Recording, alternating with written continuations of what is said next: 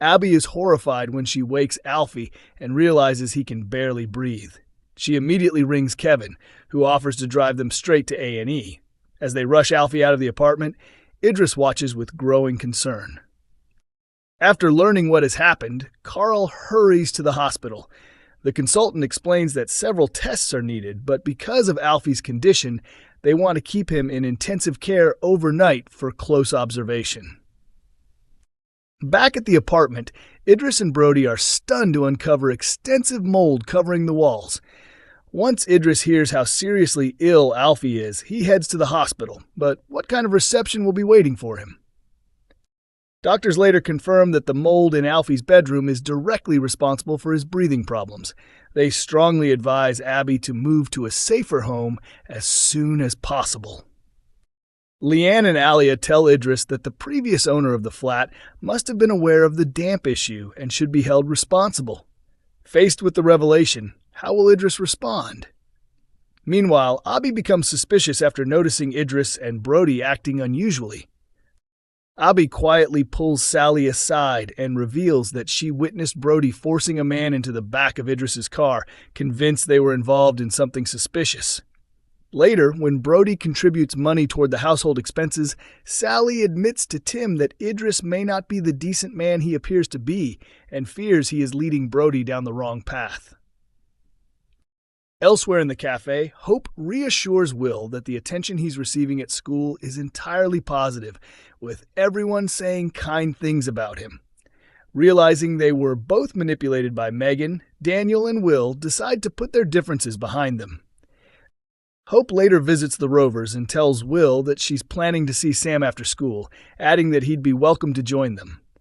Will he find the confidence to accept the invitation? Meanwhile, at the Rovers, Tyrone and Fizz enjoy a bottle of Prosecco together, hoping for a romantic evening. Their plans are interrupted when Steve, Cassie, and Tracy unexpectedly sit with them. Cassie confides in Steve that she's tired of Tracy constantly trying to come between them. Tyrone advises Cassie that if she truly wants a future with Steve, she'll have to accept Tracy's interference. Deciding it's time to take control of her relationship, Cassie surprises everyone by dropping to one knee in the cab office and proposing to Steve. How will he respond? Elsewhere, George invites Christina to join him for a romantic dinner at the bistro, but she declines, claiming she has taken on an extra cleaning shift. Although George is left disappointed, it soon becomes clear Christina may have another reason for turning him down. At number 11, George offers Summer a heartfelt apology for ever believing she could be capable of murder, promising to make amends. Moments later, as Christina heads to make a cup of tea, her phone suddenly buzzes.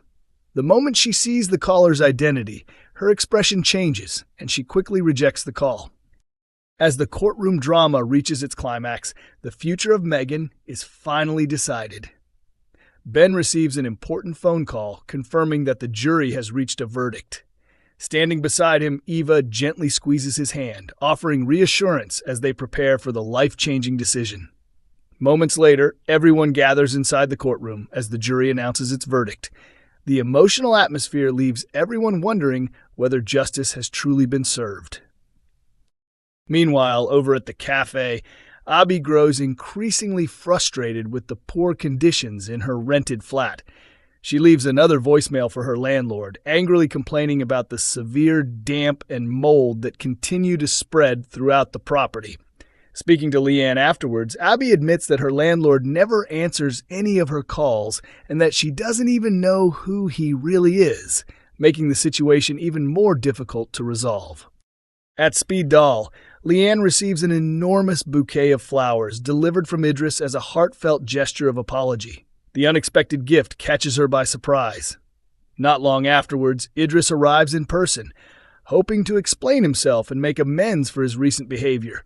Faced with his sincere apology, Leanne must decide whether she is willing to forgive him and give him another chance. Later, Abby walks into Speed Doll while speaking on her mobile phone, still trying desperately to reach her elusive landlord. As her call connects, she suddenly hears a nearby phone begin to ring. Looking around in disbelief, she realizes the ringing phone belongs to Idris. The shocking discovery reveals that Idris is the landlord she has been trying unsuccessfully to contact all along, leaving Abi stunned and furious. That evening, Abi lovingly settles a coughing Alfie into bed, hoping he will get some much-needed rest. However, as the room falls quiet, the camera reveals thick patches of black mold spreading across the wall behind his bed, suggesting that the unhealthy living conditions may be seriously affecting the young boy's health. Elsewhere, Sam reflects on his recent disagreement with Nick and realizes he may have been too harsh. He apologizes for overreacting and admits that Nick has always been trying to protect him. Sam acknowledges that Nick only wanted what was best for him and reassures him that he knows he is surrounded by people who genuinely care about his well-being. Meanwhile, at number 9, Hope and Ruby quietly let themselves into the house, clearly expecting nobody to be home. Their suspicious behavior immediately catches Fizz's attention, making her wonder what the girls are secretly planning. Before long, Cassie notices them carefully reading an email on Hope's phone. Curious to find out what is going on, she begins asking questions, but the girls refuse to reveal any details. Instead, they insist that everything is part of a special surprise they are organizing for Tyrone, leaving the adults intrigued about what they have in store. Ryan Connor may still have unresolved feelings for Leanne Battersby, as the latest episode of Coronation Street hints that their past romance could be making a comeback. Although Ryan and Leanne shared a one-night encounter last year while she was dealing with the fallout from Nick Tilsley's affair with her sister, Toya, nothing developed between them. However, Ryan now appears unable to hide his discomfort over Leanne's growing relationship with Idris Nazir. During the episode, Leanne ran into Idris, who invited her out for lunch. As they spent time together, she spoke honestly about her worries for Sam Blakeman. Earlier, Nick had insisted that they keep quiet about Will changing his testimony during Megan Walsh's trial, but Leanne argued that Sam couldn't be kept in the dark forever.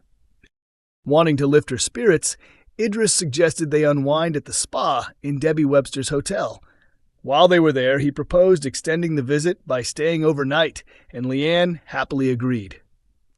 At the hotel reception, Ryan handled their booking, but couldn't resist questioning Idris about the reservation. Making it clear he was keeping an eye out for Leanne, Ryan said, "Whatever you do is your business. But I know Leanne. She's a friend, and she's been through a difficult time recently." Idris quickly interrupted, suggesting Ryan sounded jealous. Ryan denied it, insisting he was simply looking out for her well-being. Confidently, Idris replied that Leanne didn't need Ryan's protection because she was with him, before asking again for their room. Ryan completed the booking with a strained smile, leaving viewers to wonder whether he still has romantic feelings for Leanne. Coronation Street continues to air on ITV1 on weeknights at 8:30 p.m. and is also available to stream on ITVX.